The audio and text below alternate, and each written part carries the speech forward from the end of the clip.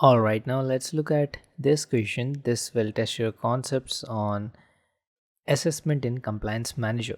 Option A says a policy initiative that aggregates multiple policies under a unified compliance strategy.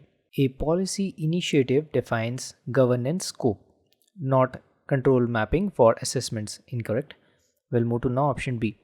B says a dictionary that flags restricted words for use in company documents to enforce communication standards. A dictionary enforces language rules, not compliance control structures. Wrong choice. We'll move to C. C says a grouping of controls derived from a regulation, standard, or policy used to assess compliance posture. An assessment organizes controls based on a defined compliance framework. Let's keep it. We'll move to now option D. This is recommended guidance provided to help organizations interpret and align their corporate standards. Guidance offers suggestions, not structured control sets for regulatory evolution. We'll delete this. We'll lock option C as the right answer. Okay, now let's look at this question. This is all about data loss prevention DLP policy. Option A says Microsoft 365 Compliance Center. Microsoft 365 Compliance Center portal enables creation and management of DLP policies across Microsoft 365 workloads. Let's keep it. We'll move to now option D. D says the Microsoft Endpoint Manager Admin Center. The Microsoft Endpoint Manager Admin Center portal handles device management, not content-based data protection policies. Wrong answer. We'll move to C. C says Microsoft 365 Admin Center. Microsoft 365 Admin Center portal manages user accounts and licenses, not compliance configuration. Wrong choice. We'll move to D. D says Microsoft 365 Defender portal. Microsoft 365 Defender portal focuses on threat protection, not data classification or leakage prevention, what we need as per the question. So therefore, wrong answer. Let's lock option A, Microsoft 365 Compliance Center, as the right choice. Alright, now let's look at this question. We'll look at first option A. A says a retention policy. A retention policy ensures that content remains preserved for a set duration even if deleted. Let's keep it. We'll move to B. B says retention policy. An insider risk policy insider monitors user behavior, not content prevention. Wrong answer. We'll move to C. C says data loss prevention policy DLP. DLP policy restricts data sharing, not long term retention.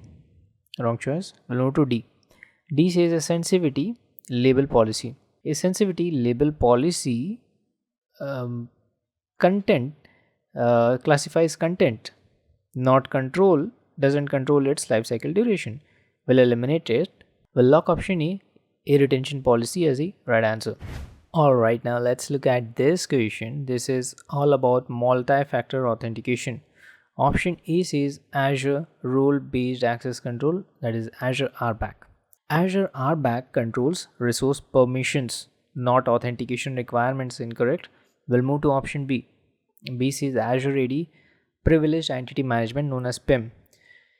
Azure AD PIM manages role activation, not sign-in authentication enforcement.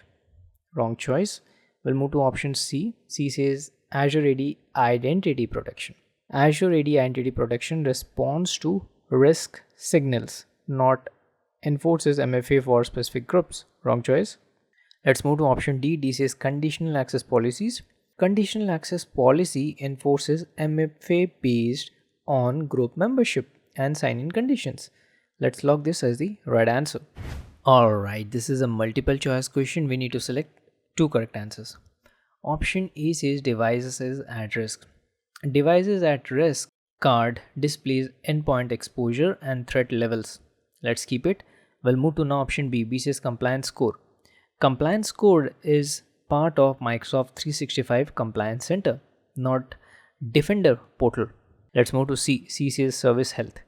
Service health is managed through Microsoft 365 Admin Center, not Defender portal. Again, wrong. We'll move to now D. This is users at risk. User at risk card highlights identities flagged for suspicious activity. Therefore, the correct answer will lock option A, devices at risk, and option D, users at risk, as the right choice. Alright. Now let's look at this question. Option E says Microsoft Defender for Cloud. Microsoft Defender for Cloud focuses on security posture management, not resource deployment. Incorrect. We'll move to B. B says Azure Blueprints. Azure Blueprints enables consistent deployment of governed resources across subscription. Let's keep it. We'll move to C. C says Microsoft Sentinel. Microsoft Sentinel is used for security analytics, not provisioning infrastructure. Wrong answer. We'll move to D. D says Azure Policy. Azure Policy enforces compliance rules but doesn't deploy resources across subscription. We'll delete this. We'll lock option B, Azure Blueprints, as the right answer. Alrighty, let's look at this. This is a multiple choice question, and question will test your concepts on network security group known as NSG. Option A says virtual network subnet. NSGs can be applied to a virtual network subnet to control traffic for all resources within that subnet. Looks good, we can keep it. We'll move to B. B says network interface. NSGs, that is network security groups, can be associated with network interface to enforce traffic rules at individual virtual machine level. Let's keep it as well. We'll move to C. C says resource group.